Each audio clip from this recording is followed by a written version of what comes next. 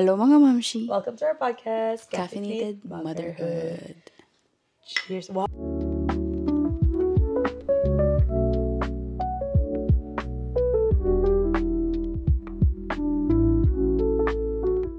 Our topic for today, actually, nag-ask ako ng question sa mga mommies, listeners natin, if meron silang gustong pag-usapan. And one of them actually said to talk about careers and our views sa career. After nating maging mommy. So, today, that is the topic, kung ano ang mga opinion namin about that and our thoughts. So, grab your coffee. Naging sainab. Grab your coffee, grab your water, whatever you're drinking, and let's chatty-chatski. Yeah. Ang gulo, parang ratchet ng podcast natin. Okay, so... Anong tanong uli? Kung change ng views ng career? Oo, nag-change ba ng... pag-usapan first natin is, ano bang career path mo before Savior? Career path ko? Straight. Tapos liliko. Alam mo, very improv to. So, very minimal lang siguro expectation nyo sa sagot niya. Tingnan mo, manggugulo lang ako sa podcast na to. Ano bang career ko nun? Ito. Hindi, sige, background ng career ko. Actually, yung, natapos ko talaga is pharmacy tech. So, that is, siguro 1 year lang yon. And, after graduating, and then kami, ano nga yung tawag doon na practicum and stuff. Para bang, hindi ko siya na-enjoy. That's one thing na I regret pala sa buhay ko. Yung parang, nakatapos lang ako just to say makatapos, I guess. Para tantanan ka ng parents mo. Pero nung time naman na yun, is like, siguro ako rin, ayoko rin din maging nasa waitlist and whatsoever. Kasi ang una ko talaga, gusto ko maging dental assistant.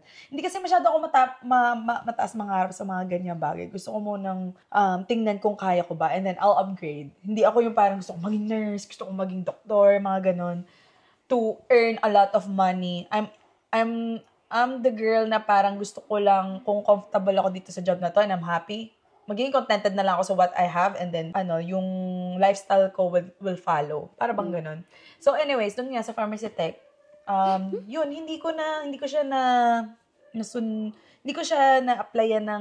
siya binigyan ng effort, hindi ko siya na-applyan. And then, hanggang sa pasok ako sa parang administration. So, parang office job, ganun. Doon ko lang nalaman na yung pala yung gusto ko, mag-inarte sa office. Yun lang pala yun. Umoutfit. And then, like, parang typing, ganun. So, parang saya pala. Like, parang, I get to do, like, parang, nasasayan ako with talking with customers through emails. And then, like, parang, sulat-sulat ako. And then, like, printing, mga ganon. Hanggang doon nag-build up yung gusto ko sa administration. Hanggang sa lahat ng naging experience ko ng past job is like related na sa admin, which is like ngayon, nasa tracking industry ako. Pero hindi pa ako napag-explore sa I would love to. Alam mo yun sa mga dentist sa unahan. O siguro pag sa hospital, kasi kung sa hospital, syempre mas more professional, right? Yung mga nag-schedule yata or whatever. Medical assistant, mga ganun. Yeah. Gusto ko rin yung mga ganong ganap sa akin. Yun sa akin. So ngayon, nag-work ako ngayon as, admin. Admin, siya. So, na-enjoy mo yung mga ganong na-enjoy ko. Pero, nung high school, part-time ako siguro, or naging full-time din ako, is pitapit. Yan. Serving customers. Yan. Yun yung very limited lang yung job experience ko. Biro niyan, pitapit lang at Cardone, besh. Yun lang, 3. Wala pang 5 yung job kong Kasi napaka-loyal kong employee. Yeah, ikaw yung pag kasi pag ang hirap akong makapag-move on pag pag happy ako sa isang bagay. Yeah. Like doon na ako, settle na ako doon. And then siguro pag nakitahan ko na parang kailangan ko na ng improvement. Like, gusto ko na mag-grow. Doon na ako mag-move on. Maghahanap. Interesting. Saan ka nagsimula ang job mo? Ako, nagsimula ako sa DQ. Nagsimula ako sa DQ. First job ko is DQ. And sobrang na-enjoy ko yung DQ na ayoko nang umalis doon ever. Talagang gusto ko na lang mag-make ng coffee. Ganon din ako, parang in a way na... Coffee. Ice cream. Yung mga yung gusto mo na ice cream, wak, ganon. Tapos yung perfect cone, feeling ko ako, pag hindi ko, parang pares ni Ate Che na, pag hindi ko pa feeling na natutunan ko na lahat sa job, hindi ako alis doon kahit hanggang gaano katagal ako magstay doon. So, first job ko is DQ. Second job ko is Sport Check. Kasi parang pangarap ko talaga maging cashier. Ako din, ganyan din ako. Ewan ko, feeling ko lahat pangarap maging cashier, sa totoo lang. Tapos pag naging cashier ka na, ma-realize mo kung gaano ka boring. Pero ang saya din naman ng interactions, di ba? Sa Sport Check, di ba? Mga ganun-ganun pa. Di ba, hindi ka naman lang cashier dun? Cashier, and then lumipat ako sa iba't ibang nag-clothing, tapos nag-receiving, chuchu. Tapos, after nun, nag-Starbucks ako. So, nung Starbucks, dun ko na-feel yung parang career na parang may progression, kumbaga. Kasi may barista. In-applyan ko supervisor kasi supervisor na ako sa DQ eh. So, from supervisor, may assistant manager, may district manager. So, dun sa utak ko na parang pwede ka palang mag-move up. Yung mga corporate chuchu. So, nung nag-Starbucks ako, so actually, gusto ko talaga dapat maging assistant manager or mag-manage ng store nun dati sa Starbucks. Kung nag-stay ako sa Starbucks. Yun yung pinakamatagal mo ba? Hindi. Pinakamatagal ko DQ. Starbucks, I think, 4 or 5 years. DQ, ganun din. Sport Check is like 3-4 years. Matagal ka din di ba? Pero, overlapan kasi ako. Di ba, 2-3 jobs ko nung nagsasayaw. Yeah. May part-time ka pang part-time badminton. pa ako. Tapos, nakapasok ako sa Chorus Entertainment. Ano naman yun? Street team. Yung mga, pagpupunta ka sa baseball game, sa football game, yung tailgate. Ganun ka? Ganun ako dati. Oh my gosh.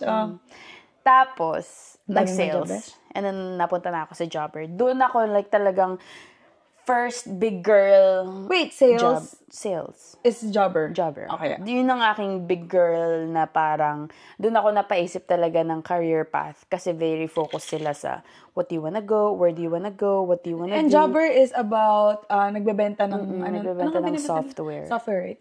Yeah, so nagbebenta kami ng software. So, yung manager ko pa is very passionate mag-move sa'yo kung saan mo gusto.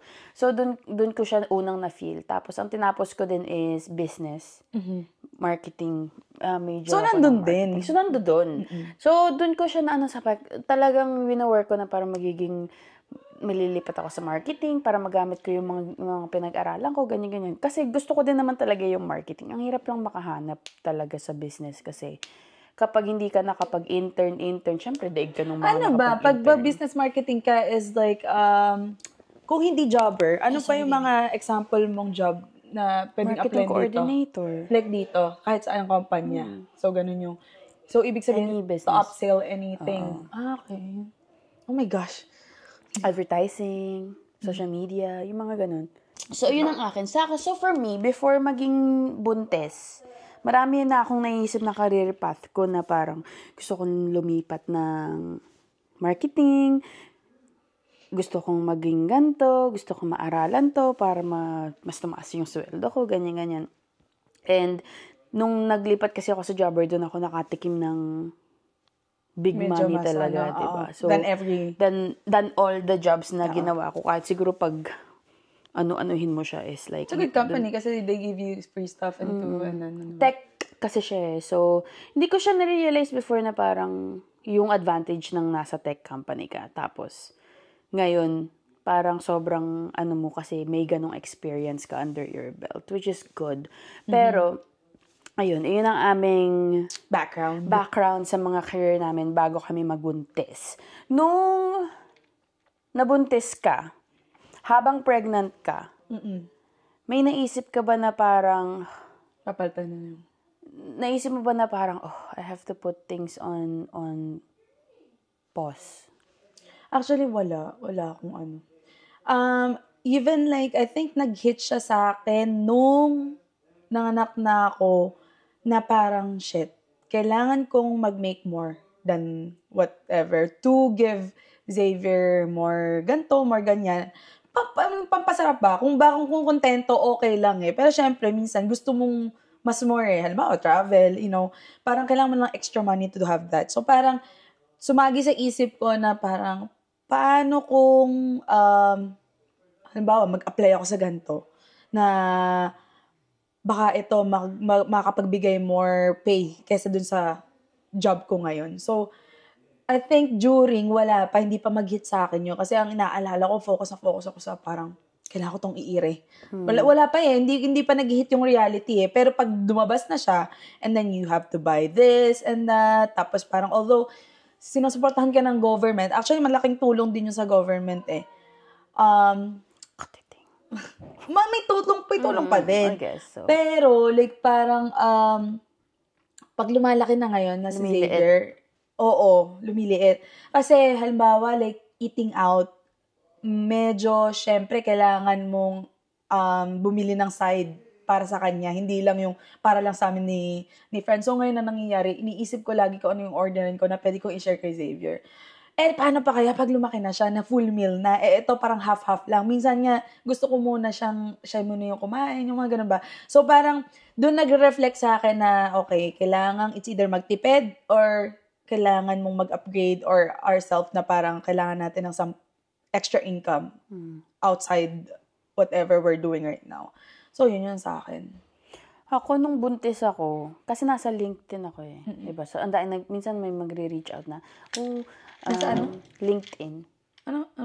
Okay. Yung sa website? Yung mga, parang hub ng mga, dun mo nilalagay kung saan ka nag-work, mga achievements mo, mga ganun. And, minsan may magme-message na, meron kaming position sa Winnipeg, this much OTE, ganyan-ganyan. Tapos ako parang, I can't do it. Kasi buntis ako. Tapos minsan may makikita ako mga opening ng mga jobs na gusto kong i-pursue. Hindi pwede. Kasi buntis ako. So like dun, nung feeling ko nung nagbubuntis ako, na-feel ko ng mabigat na parang my life is on pause. Kasi, in a way, like, parang hindi na siya madali, like, lalo na nagbubuntis ka. Kasi ang hirap mag-apply kapag magma-mat leave ka. Kasi, most likely, hindi ka, minsan may mga companies na hindi tumatanggap kapag alam nilang buntis ka. And, ayaw mo din naman na biglang, pag na-hire ka, biglang sasabihin mo, actually, I'm pregnant, ganyan-ganyan, diba? Parang ang pangit pa, Pero, like, nung buntis ako, parang ang daming opportunity na naglalabasan na parang, bakit ganun sa'yo, I could have gone this. I could have gone this. Kasi feeling ko, nasa space ako where there's so many ways to go. Nung time na yun, nagbubuntis ako nun. Kasi andai ko nung parang patok yung mga account executives sa tech world. So, ang daming nagbibigay sa opportunity na here. Tapos, ang daay pang marketing jobs na naglalabasan na pwede kong applyan gawa nung nakuha kong experience na ginawa ko on the side habang nag-account executive ako. So, parang sa akin, ngayon pa. Bakit ngayon naglalabasan lahat to? Yun ang aking na parang, bakit kung kailan hindi ko kayang applyan lahat yan? Bakit ngayon na nagpa-pop up sa akin. So, yun nung ko, parang nung nagbubuntis ako kay Avery, it felt like yung career ko is on pause lang muna kasi syempre kailangan siya yung priority ko. Kailangan prioritize ko din syempre na ma-deliver ko siya na maayos, ganyan-ganyan. So, nung parang sobrang feel ko talaga na parang it doesn't matter kung anong career ang gusto ko. Kasi right now, ang job ko lang is maging mommy. Parang ganun ang na-feel ko nung parang... After, besh? After kong ilabas si Avery. Oo, yun. After kong ilabas si Avery, parang... Hindi ko pa siya naisip syempre nung early postpartum. Pero ngayong umaano-ano na. Gumagaan na. Gumagaan-gaan na ang buhay. Ngayon gumagaan na yung buhay. Parang hindi na siya feeling na... sayang. Nakapos yung career ko. Parang it just gives you more parang it gives you a little bit more exploration na ang daming pwedeng gawin. Lalo pag mat leave ka, ang daming mapasok sa isip mo na stuff, diba? So, nung ngayon na parang medyo gumagaan-gaan na, nag-iisip na ako ng mga pwedeng gawin. Hindi na siya on to the next, hindi naman sa hindi ko na iniisip yung career ko na marketing, business. Yung parang ganun, pero hindi na yung isip ko as hindi na parang, sayang hindi ko to magagawa. Sayang hindi ko to ma-applyan kasi hindi pwede, ganyan. It's more so like, paano ako mababalance yung gusto kong gawin na masaya ako habang spending as much time as possible na habang lumalaki siya. So, yung view ko nung nagbubuntis ako na parang nakapos ang buhay ko. Like, parang bawal akong gumawa ng something I like dahil may baby na ako. Nung medyo gumagaan-gaan na, it's more like, paano ako kikita ng kahit konting katiting lang ng mat leave pay ko, kasi nagsusurvive naman kami ng mat leave pay na kasama ko si Avery. Kasi parang nung lumaki na siya, ang naging priority mo na is paano ako makakapag-spend ng time with her as much as possible ngayong bata siya. Parang ayun, hindi na like kailangan ko na mag-resume sa career ko. In other words kasi parang yung career mo nang chino-choose ngayon is nakadepende na sa future. Kasi parang one thing I may add, with me na bumalik sa work, hindi ako pwedeng umalis sa work na yon. Kahit gusto kong to add more income to my whatever right now, hindi ako pwedeng mag-upgrade or explore. Kasi may plano pa akong isa. Kasi once na mawalan ako ng work, hindi ko sigurado na kung yung work na applyan ko is maganda and like, alam mo yun, parang gusto ko mong magstay ka na lang sa comfort zone muna bago. Alam mo yun, parang safety lang na pag naka-work ako dito ng 6 months, pag ako nagkaanak uli, meron ulit ako, may pay ulit ako. So parang ganun siya yung epekto ng pagde-decide nyo after having a baby. Kailangan mo na siyang makita in a bigger picture. Kailangan mo nang kasama yung anak mo sa pagdedesisyon. Hindi na pwede yung parang paklamsi-klamsi na lang yung decision mo. Ay, sige, let's take a risk. It has to be like, totoo na, parang it has to be like tarang sigurado ka sa ganito, kung may mangyari man, kailangan may backup ka. Yeah. Kasi, ganun yun yung inaano ko ngayon na parang okay, nag-move on na yung ibang kawork ko, pumunta sa ibang job. So, teka muna, I can't do that. Like, parang kahit na gusto ko mag-move on sa job ko ngayon, hindi pwede kasi once na halimbawa mabuntis ako whatsoever, ang hirap.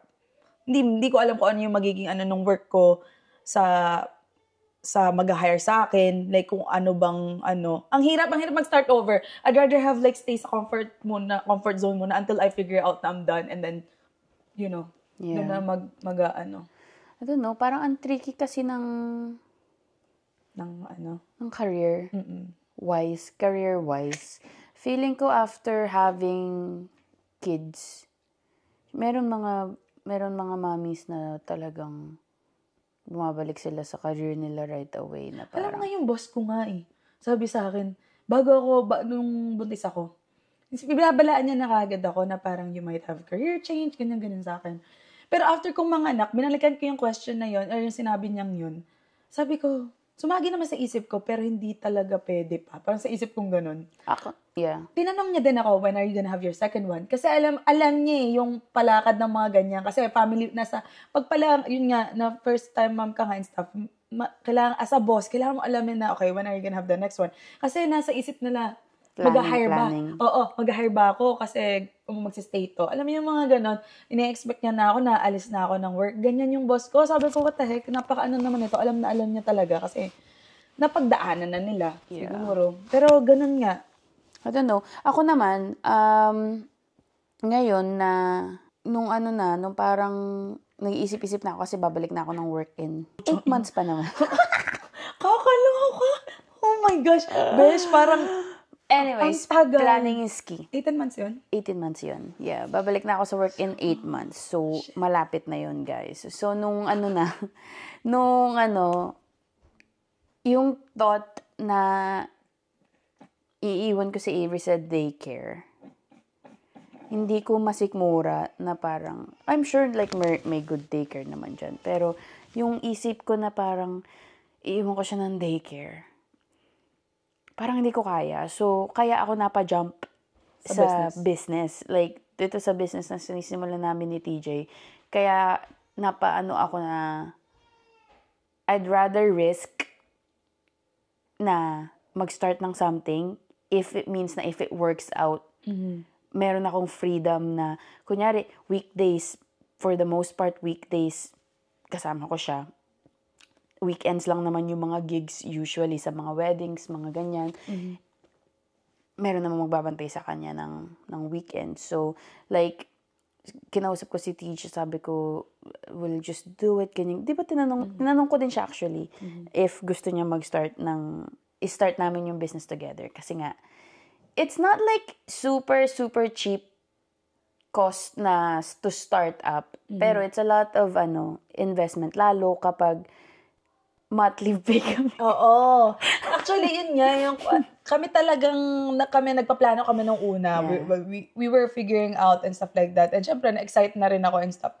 Pero nakuha niya nag-connect yung isip ko sa isip niya. At di ba, nung nag-text tayo, sabi ko, parang it's not for me pa this year na parang mag-shell out ng gantong kalaking money. Kasi like, parang at that time yata, parang we have to buy this. So, medyo ganito pa yung information naming alam. Yeah. So, parang medyo complicated for me and then mas maganda kung sa siya muna. Kaya, ayun, kaya na yung Little Sips, nagpatuloy-tuloy na siya na lang. Yeah. Kasi medyo, pag ako pang dinamay, ang complicated Like, parang for me, hindi pa siya, Pero kaya nakasuporta lang ako on the side. Yeah.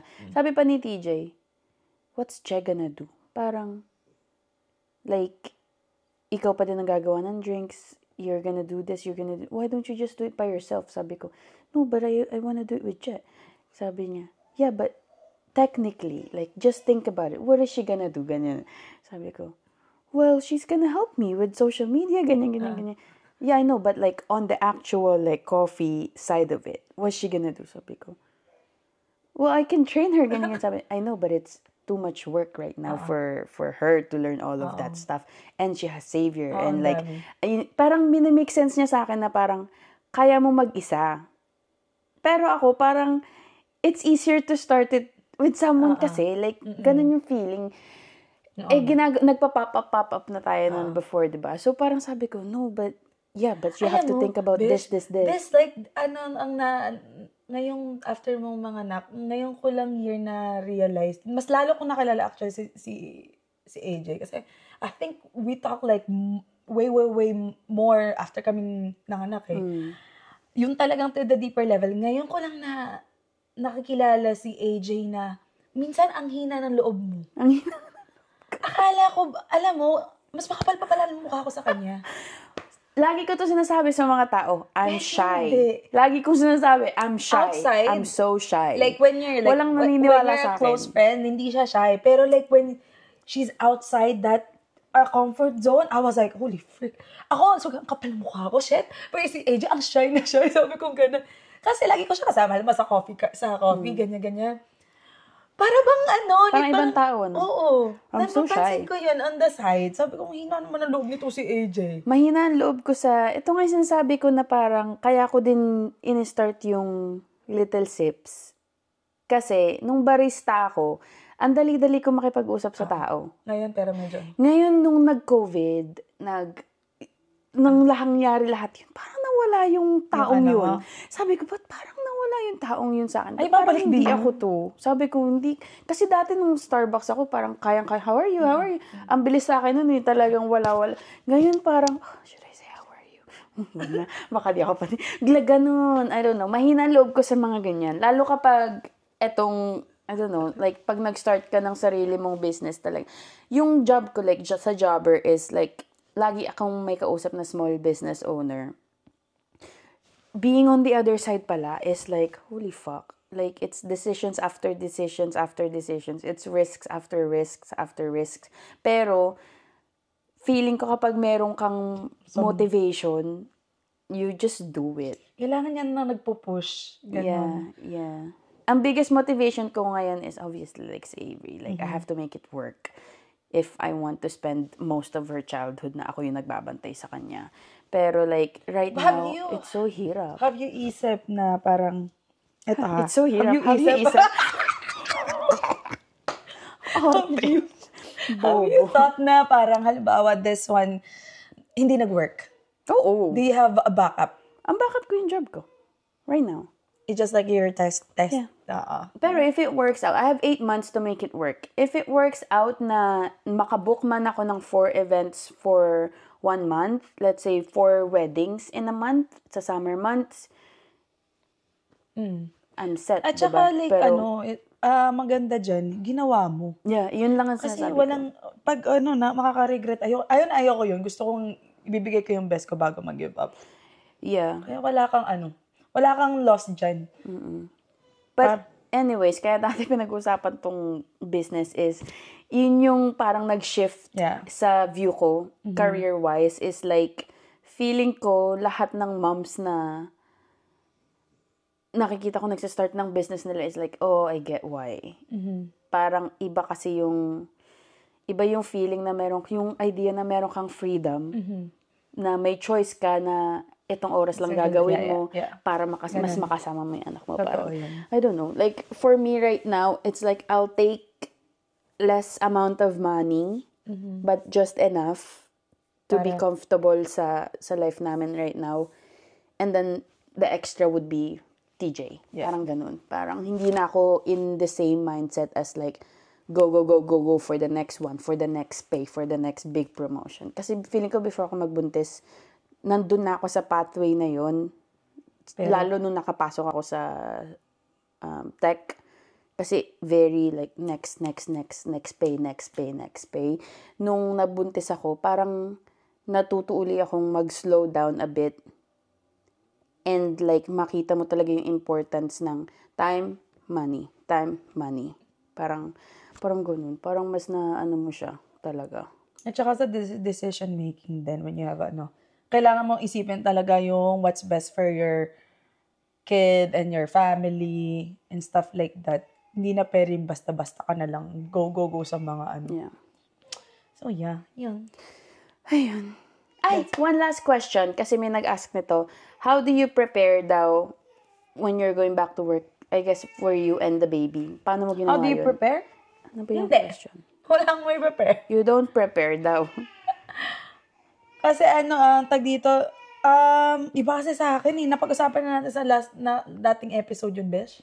Did we? How to help baby transition to when mom is going back to work. How to help baby. Transition. Paano mo tinulungan si Xavier transition? Hindi mo tinulungan. Kasi family siya. Ano family? Family magbabantay sa'yo. Oo. Mahirap. Hindi ako makapag-speak to that kasi hindi naman ako magde-daycare. Hindi naman pa ako nagde-daycare. Hindi pa. Meron akong kakilala. Ang ginagawa niya is, naghanap siya, obviously may daycare siya. Ang ginagawa niya is, nilalagay niya doon part-time. So, let's say 4 hours lang for like a month or so. Para ma-familiarize daw yung bata sa daycare. And then next month, tsaka nila i-full na Yun lang yung advice na nakuha ko sa yun din yung iniisip ko. I think like, pinitry yan muna. Parang hindi ka pa nag-work na titry mo muna kung ganyan. And then, yun, ganun mo yata i-transition. At saka, sarili mo din. Kailangan mo i-transition sa first day of daycare, mga ganyan. Alam mo, gusto ko makausap tuloy yung may daycare. I wanna have, Krisha back. Actually, si Krisha nun, parang, nag-guess na siya dito. Parang kinamusta ko kasi siya, sabi niya, okay naman daw, kala niya mahihirapan siya. Kala niya mahihirapan siya kasi 'di ba breastfed si baby, breastfed to sleep, ganyan. Sabi niya, okay naman daw, sa nap lang sila nagsistruggle right now. So, siguro, try nyo ding sanaying mag-nap si baby ng... Wala. Mga ganun. I think yun yung biggest thing. But, ako wala pa ako dyan so I can't really talk. Ako din wala pa. So, I think, we'll guess someone na about yung nagde-daycare na. And then we'll chat about that a little bit better. Yes. But, that is it for today's short episode. Yeah, it's just gonna be quickie episodes because, magre-resume kami for season 2. Season 2. The summer I turned pretty. The summer I turned 30. Hindi, charot. Yeah, short episodes lang for the next few episodes kasi Dahil doon. yun, naririnig niyo ba siya? Hindi, di ba? Anyways, that is all for today's episode. Hopefully, meron kayong natutunan about us. And if you're a mom na very career-focused ka, how do you do it? Yes, how do Because you I do can't it? find it in myself Kaya nga. anymore. Parang ano na yung kandila ko sa Sa career. na parang next. Which is like, hindi din naman masamang career focus na mom ka. But I always, I'm so inspired by mommies na parang kaya both mom and very successful ka. Oh, I have si Ate Thea. Feeling ko she'd be a good, successful, kasi siya successful. And she has 2 kids. You should ask. Yeah, I should ask. Anyways, Yes, that is it, you guys. Thank you, and we'll see you guys in our next episode. Bye!